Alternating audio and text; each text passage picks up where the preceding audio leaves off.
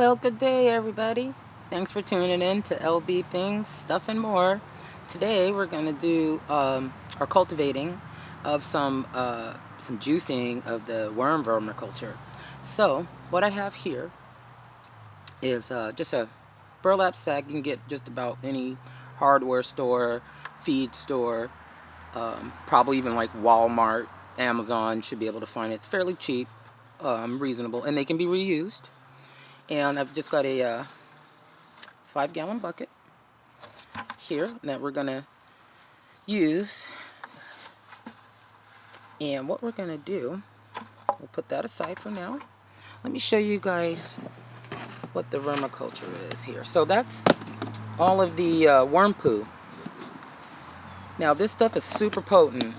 You definitely want to do a mixture of your dirt, your soil in your yard or wherever you're at, and your vermiculture fertilizer mix. You do not want to use this straight up. You can do a half and half when you're doing seedling starts.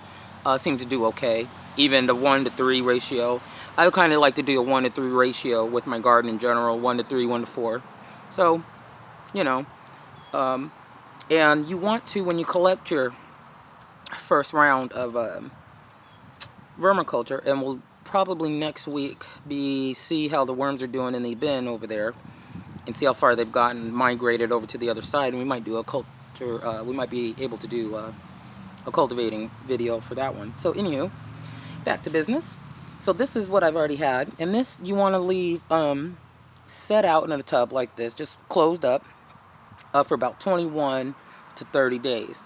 The life cycle of worms is about 21 days, or give or take. So if there's eggs in here that were put in, maybe some babies that you didn't see, if there's some big ones in there, pull them out. And that gives time for the eggs to hatch that might be in here. But there's nothing in here so far. It's actually still pretty moist. I have not put any water or anything in here. This has been sealed up the entire time. You know, I just check on it. But it's been fairly contained. And this is what you want. And it almost looks like kind of like coffee, or really good fresh earth. That's the nice consistency color you want. You give it a nice smell. It smells just the freshest ever. So you know it's just the right thing to do.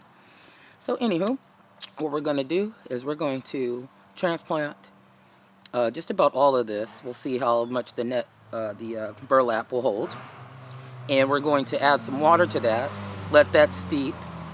Few maybe, we'll see how it's going. Every time it's a little different depending on your consistency of your vermiculture, how dry, how wet, how many times have you reused your burlap, and we'll go over that. So I'm going to go ahead and get started.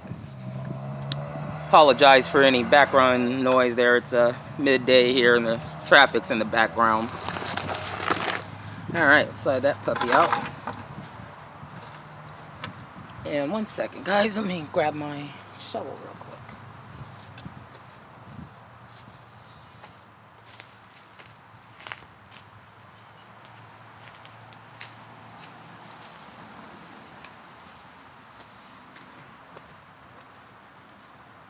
Okay.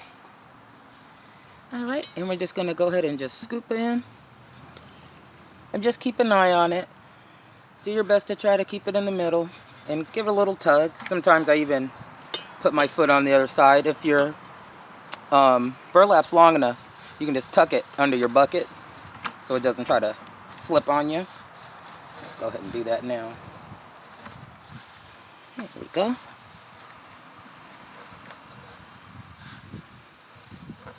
Just enough. Okay.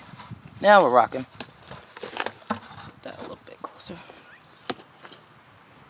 And this here, once you get your worm tea, they like to call it, you want to also dilute that as well. And just for general maintenance in your garden, or your house plants even, if you're watering like once a week for maybe a light fertilizing, or if you're just doing a nice good watering, you can do, I would do, if it's regular, a 1-to-10 mixture.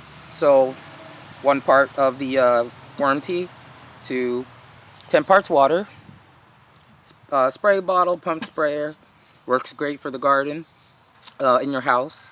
The plants love it. And see, as you can tell, we're slipping in a little bit already. So what we can do is hold on to that side a bit more. Don't you do it. There we go. Get in there. Okay. You just want to make sure you're just keeping it in the middle. And the container will let you know, so don't worry about not using enough water. Go ahead and fill it all the way up. And when it leaches out, you will have a nice dark, watery substance that looks a bit like tea.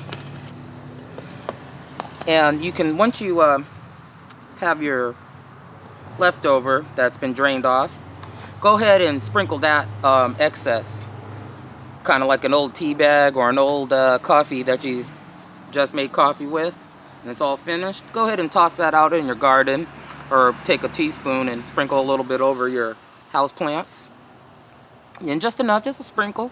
Spread it evenly, and water. That's another way to get another double use out of here. So on my next video here, we'll let this steep. I'll go ahead and continue filling this up, and we'll come back and we'll see what we have left. And thanks once again for tuning into LB Things, Stuff and More. Don't forget to like and subscribe, and pass it along. Have a great day.